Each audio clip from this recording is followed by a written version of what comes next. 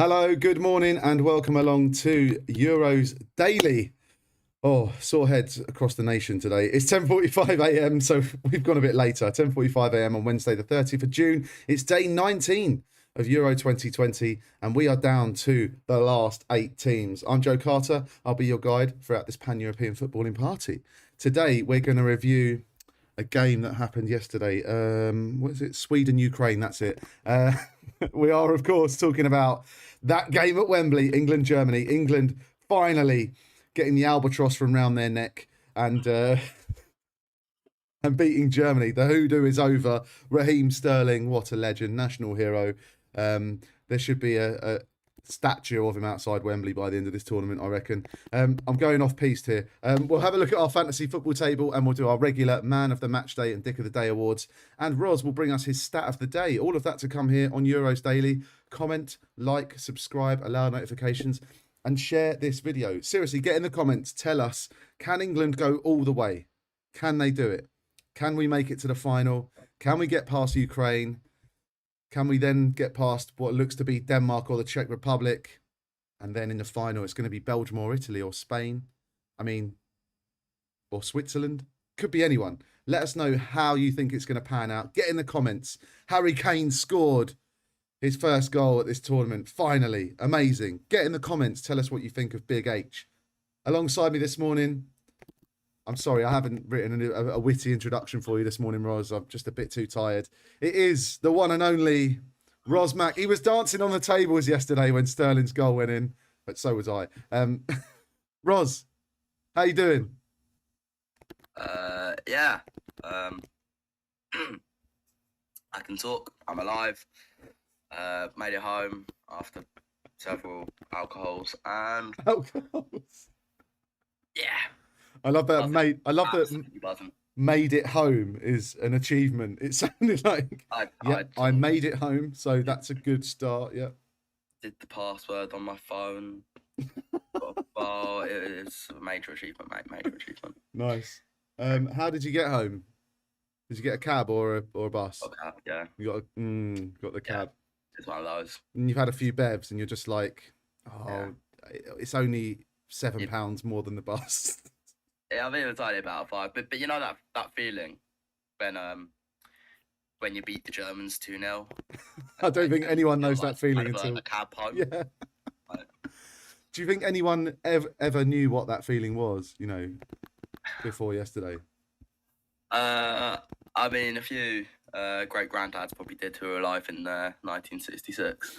Yeah. Actually, in fact, did you know? Stat of the day. We haven't conceded in 4 games.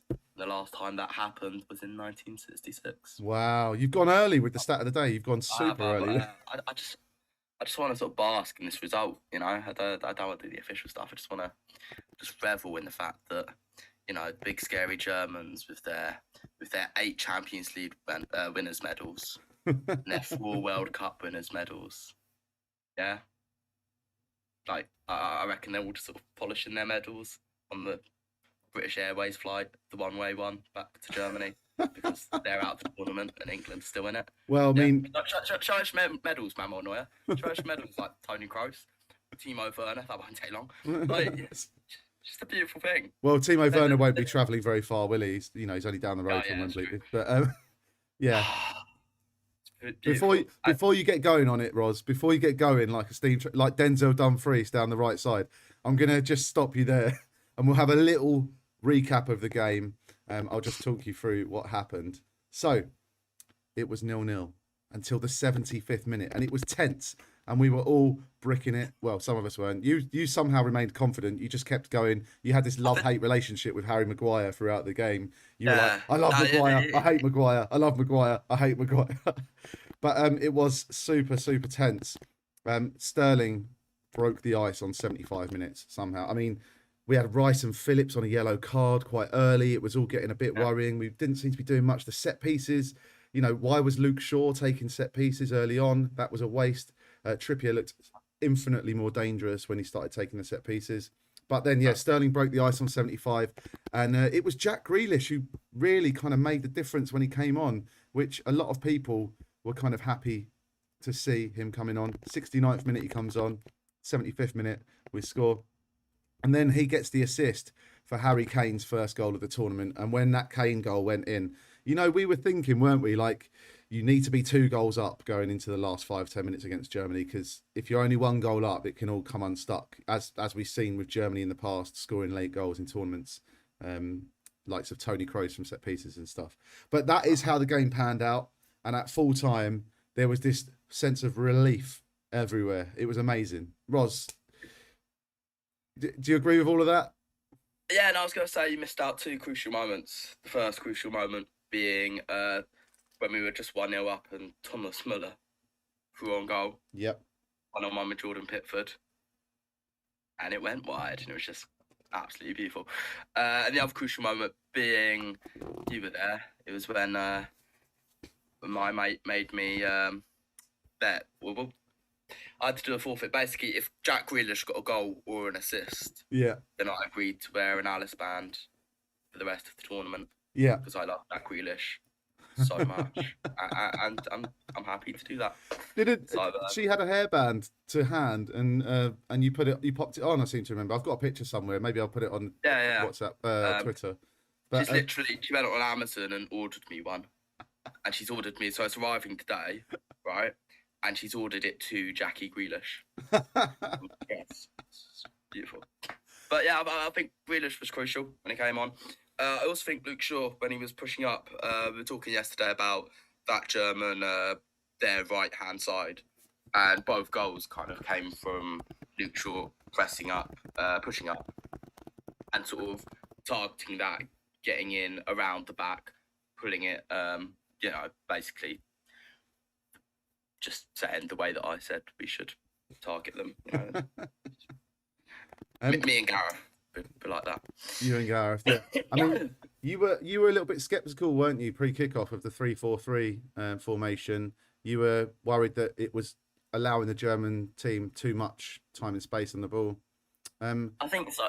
Yeah, and I was worried that it would, even though it was a matching formations thing, I was worried that it would become us with a back 5 and them with a back 3. Yeah. And very much sort of Gosens and Kimmich pressing up, which kind of was the case. It's just we were very patient. We were very we didn't dive in too early. I thought there was in the opening minutes. It kind of felt like they were the first to every ball, and kind of we were letting them into the game. I think it was actually just that we were keeping our shape, not doing anything silly. Pragmatic Gareth, and you have to. I thought Saka was very good. He was fabulous. He came off. He was brilliant. Phillips had a great game.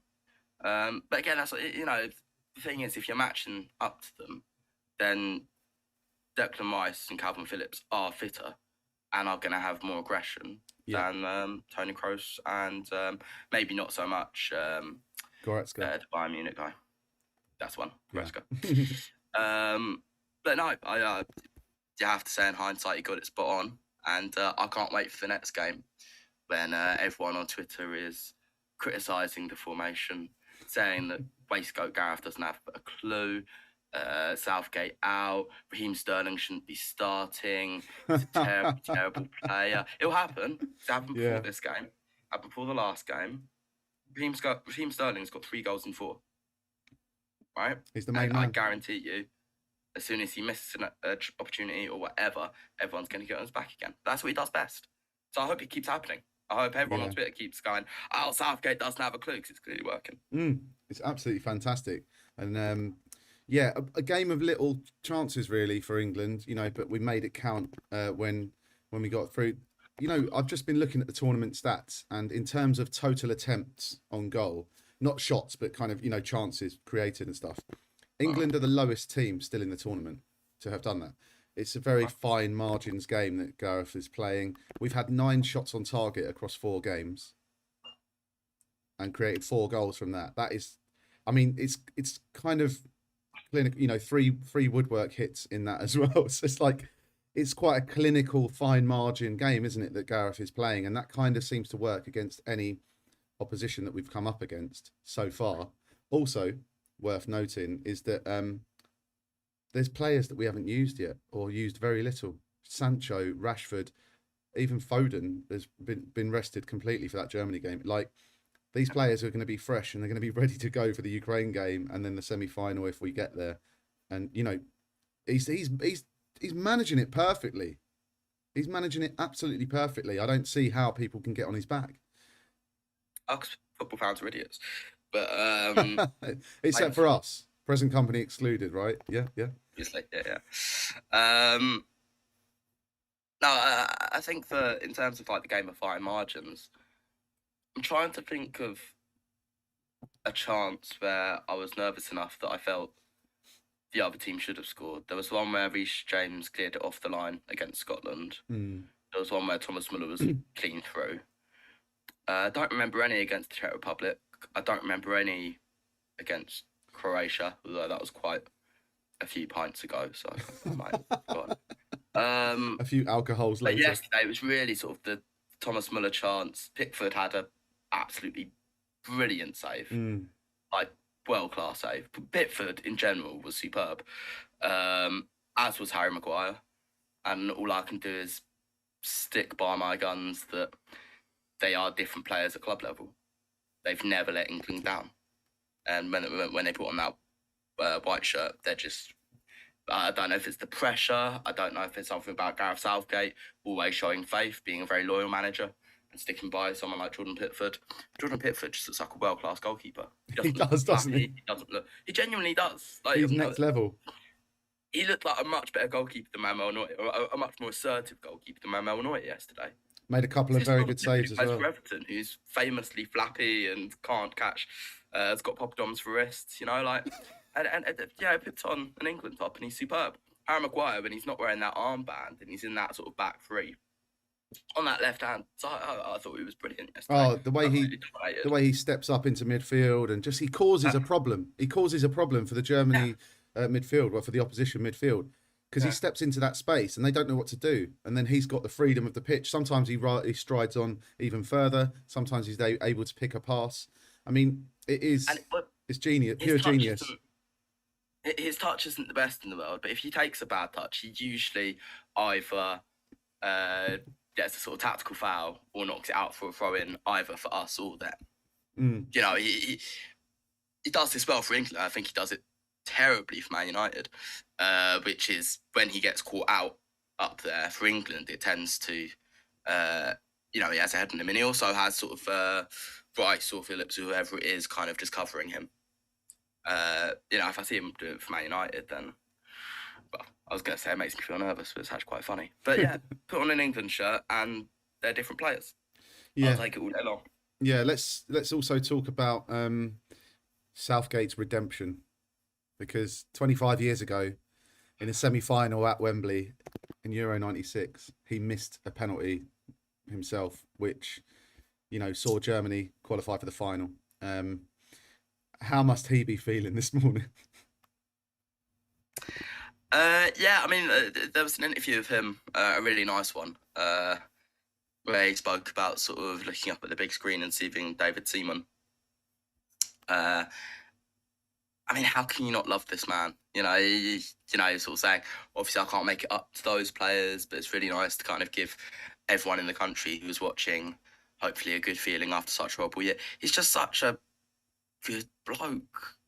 I don't know, people say that he's a yes man and he's just sort of, after the Big Sam scandal, he was just the guy to kind of be the PR. Great. That's what we need, and it's worked, because it's united a nation. It's got people behind the team in a tournament in 2018 that we hadn't had in a very long time, because he's a very good PR guy, because he's just seems like a good bloke. I don't understand the hate, and I'm so happy for him. He's kind of got that monkey off his back by beating the Germans, and he didn't even need penalties. I was thinking this yesterday as well, right? All those stats where the Germans have beaten us every time in tournaments since 1966, where we won in extra time. Okay, now, in 1990, penalties. 1996, penalties. 2010, they did beat us in normal time. Well done them. But we've beaten them in normal time, and they haven't even scored. we've scored 2. We also scored 2, by the way, in the thrashing, in the 4-1. Thrashing, we scored 2 because Lampard's goal did go over the line, which would have made it 2-2. But apart from anything, like, you know, everyone says that it's this kind of hoodoo, and you always lose to the Germans. They've beaten us in 2 penalty shootouts. Yeah. Like, it's hardly a absolute thrashing. They've had one 4-1 victory. Like, you know, it's now 2-0. They came all the way to London, couldn't even score. Yeah. Mus has joined us in the comments. We've managed to tear him away from whatever he's doing. He said his highlight was Kane's goal, the second goal, and Muller missing. Kane actually he tweeted after the game just sent a picture of his goal just before it goes in, and he's like on the floor looking up at it. The ball is just going past Manuel Neuer, and he just says, "This moment, just captured it. This moment." Declan Rice on Twitter as well. Not going to talk too much. What a win! Let's keep pushing. Heart emoji, smiling emoji. Kieran Trippier as well. Brilliant message from him on Twitter. No words to describe my feelings tonight. A brilliant performance topped with a clean sheet. The fans were outstanding tonight. We could hear all of you. Quarter-final Saturday. That is an absolutely rousing tweet. And man of the match was, of course, Harry Maguire, who we've already kind of sung about in this pod. Is there anything else you want to add, Ros, before we move on to a quick look at Sweden-Ukraine and doing our formalities? I hope it's quick, because I have to say I wasn't giving this game my fullest attention. It's going to be super quick, don't worry. I don't think so. I think that, yeah, I mean, man of the match day, today, have we done that yet? Well, I was going to do it after the Sweden-Ukraine game, because it, you know, could be it could be a player or something from that game. So who won that one? I don't know. I thought it was the blue team. The blue team, wasn't it? If you've just joined us, I'm sitting here with Euro 2020 expert Ros McKinnon. If you fancy, if you want to contribute, get in the comments. Let us know what you think of Ros's expertise. As always, you can like the video, comment, subscribe, and allow notifications. Hello to our new subscriber, Dan Lane. Met him in the pub yesterday. He subscribed immediately. I bet he's still watching this one. I bet he hasn't unsubscribed. Always working, Joe. Always working. Always working, mate. I'm always in the shop. Okay. Mus in the comments again. He says, wait, there was another game yesterday. So he's backing you up there. I'm digging you out. He's backing you up. Okay, look, you can do your man of the match day, dick of the day now if you want. Thank you, because I actually watched this game. Yeah,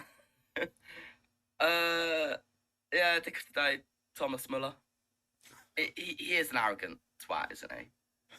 Like, and he has been in the past. Like, he's, yeah, you know, he's lucky enough to play for Bayern Munich. He's a very good footballer, but, you know, he's a bit like sort of one of those, like, Kingsley Comans. Like, he's sort of got this trophy cabinet that would absolutely blitz anyone else's. But it doesn't mean that he's, you know, he's not a better player than, I don't know, Harry Kane, let's say. I would say. No, Thomas Muller, dick of the day, clean through on goal. This is that. Show us medals, mate. And then man of the match day. Ross, on your dick of the day, Thomas Muller. Mus is asking thoughts on Muller's wink during the national anthem. I tell you, he's just an arrogant twat, isn't he? Can't stand him, man. So yeah, man of the match day. Is it Harry Maguire, the man of the match? The voted by the Euros. The Euros have put together a board of people who decide who wins man of the player of the match in every game. Now, I think my invite got lost in the post, didn't it? Now, like, they voted for Harry Maguire. What do you reckon? Harry Maguire was a rock. I thought Sterling played really well. I really liked Sterling dropping into a number 10, really. He was playing central for an awful lot of it. Held the ball up well, sort of delicate touches, just looked so assured on the ball. So I thought Sterling was class. Obviously got the goal as well. Harry Kane was brilliant.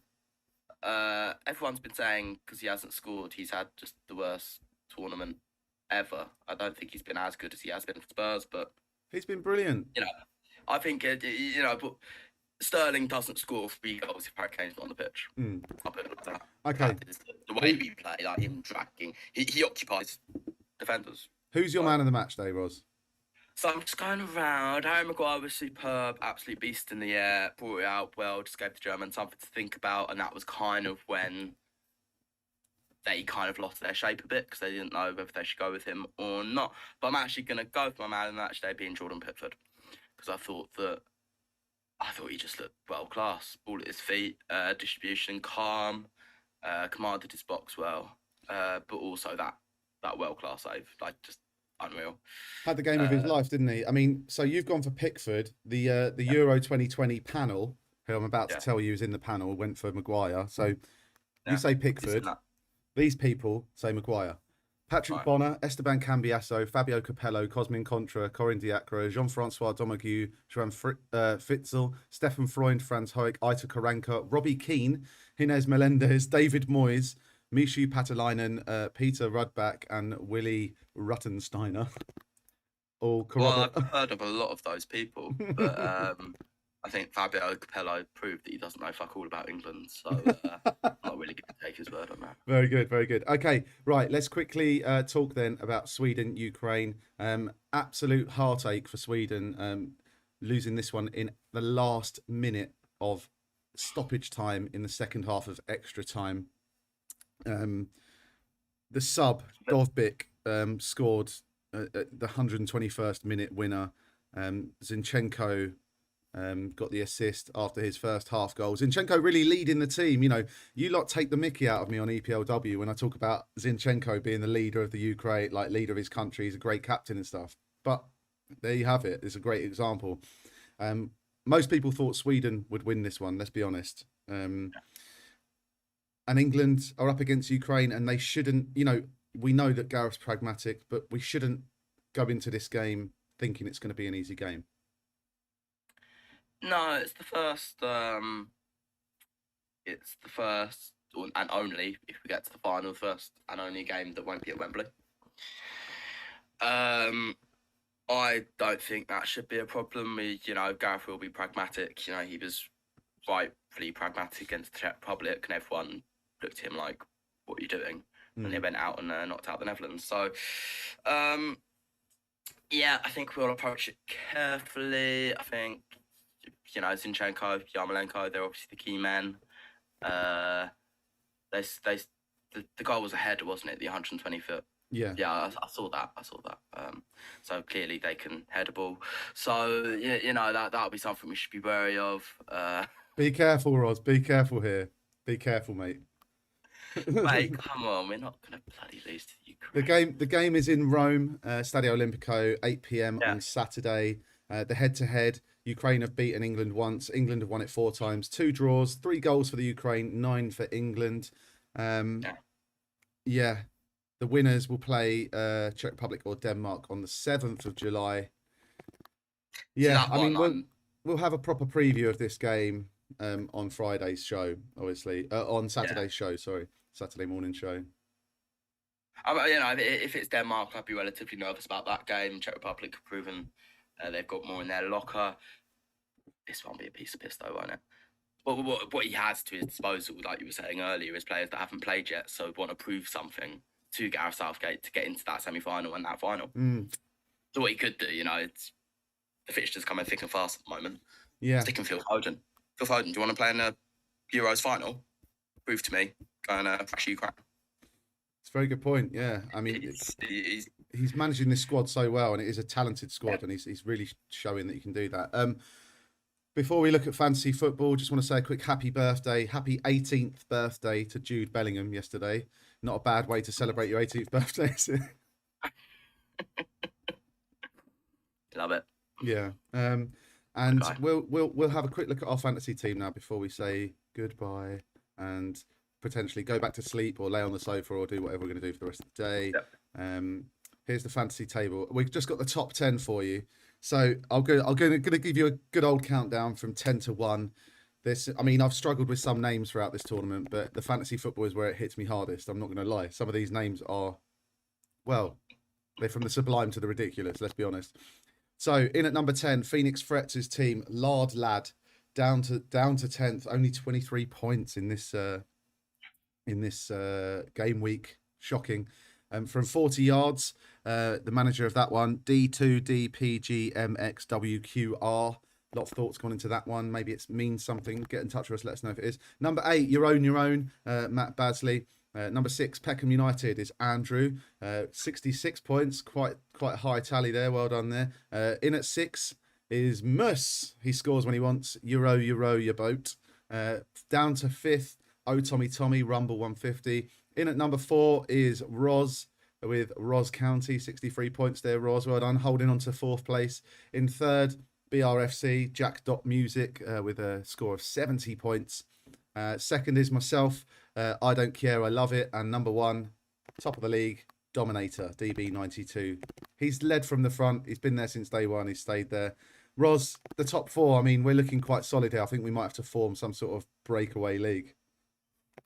100%. I liked how you. I like how you were very careful to sort of say everyone's point totals to sort of suggest how the distance was between them. Yeah. How many points are there between you in 2nd and Dom in 1st?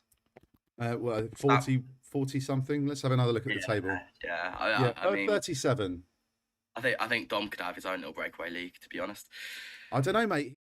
He's used his limitless chip and his wildcard chip, and now he's got to make 6 subs. So you only get, what do you get, 3 or 4 free subs in this stage? I think it's only 3, and then it's 6, and then it's 6 again, or 5 and 5. So Dom's got 3 subs to make, and then he's either going to have to gamble on having 3 players on the bench that aren't going to play at all, or he's going to have to make those subs, which is what I'd do. But that's going to cost him 2 points a sub, so that's 6 points already in my favour. I like that we're plotting his demise. Absolutely, mate. We're plotting his demise, yeah. Plus, what does Dom know about football? Come on, we're the experts, aren't we? Come on, Dom. You don't need to be an expert to know more about football than Dom. Come on, Dom. Come on. Come at us. I want to see you in the comments tomorrow. I want to see you standing up for yourself. Let's get you. If you win it, Dom, we're getting you on the podcast, and there's nothing you can do about it. Okay? And we'll give you the respect you deserve. A guard of honour. No. We're going to expose that we know more about football than him because we're such sore losers. That's what it would be. Is that the royal we? We'll be like questioning him and all the players that he had that we didn't, and asking him like, what was their hometown? What was their club history? Well, mate, what's their favourite position? Where did they play in their youth team? As always, you're preparing to be a very, very good, humble, respectable loser. It doesn't happen very often, mate. I usually win. I'm usually better at being a sore winner. On that very sour note, it's time to say goodbye. Thanks for watching. If you've made it this far, congratulations. Go and subscribe to the channel, allow notifications, and like the video. And join us tomorrow for Euros Daily. Cheers, Roz. See you tomorrow. It's coming home.